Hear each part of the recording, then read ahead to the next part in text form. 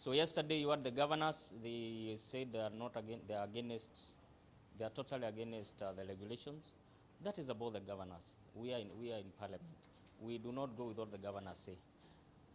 Ours is a matter of looking at what the CS has brought before us.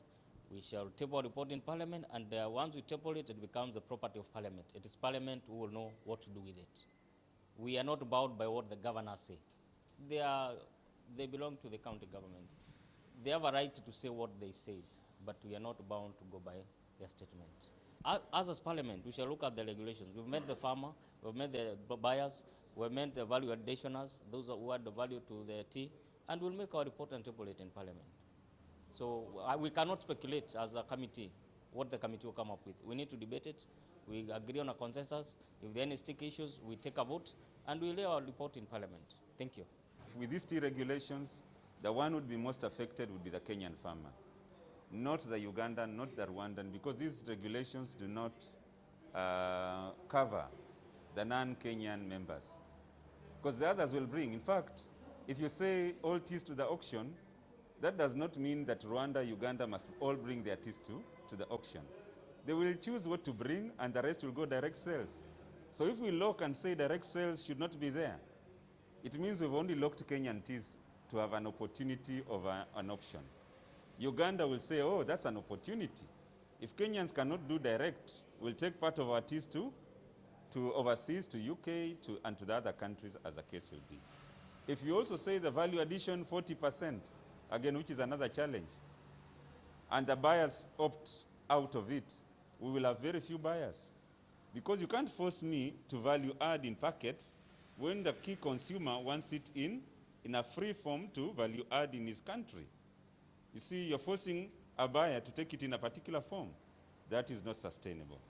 So it is something you want to look at, but our take is this regulation should go back to sender to relook with the input of stakeholders, which was not done.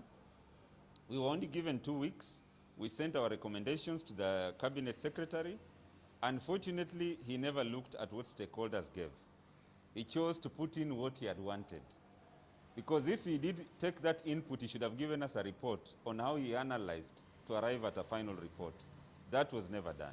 The way forward is that the CS should instantly engage with the stakeholders, withdraw the tea regulations as they stand currently, engage the tea stakeholders with a view to coming up with something that is dynamic and useful to not only the tea producers, warehousemen, packers, buyers, and the buyers of tea.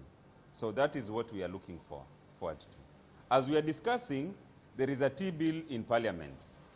That tea bill will also require to have its own tea regulations. So since these ones are very bad, we can as well wait for tea regulations which will come out from the tea bill. That is where we are at. So what is being left is now what we want to mismanage finally. It's a very unfortunate situation.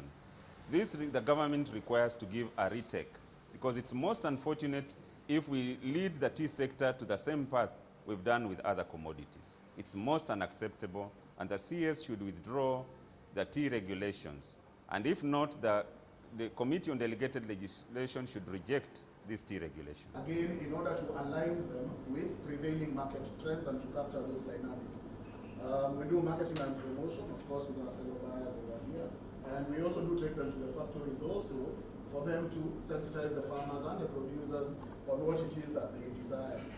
Now, be encouraged so that we are able to compete with other countries.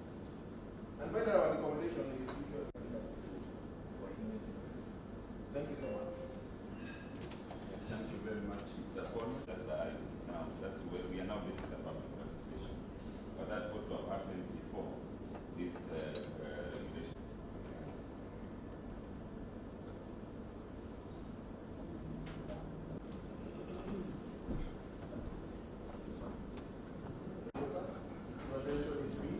And now to 11 active members, but with another. We are saying a maximum of 15. We have 12. It's a matter of those who want to be brokers, they meet the is enough. You know, the point is, we are in a free market regime. Or are we trying to, ultimately there will be those surpluses of factories which are not being covered. Are we looking for to give some people an advisory from the Competition Authority of Kenya. We've heard always that the broker pays. There's a mystery. I'm the chair.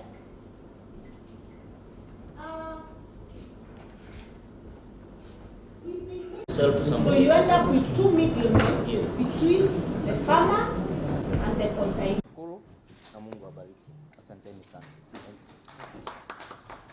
I said in parliament you farm, you put down not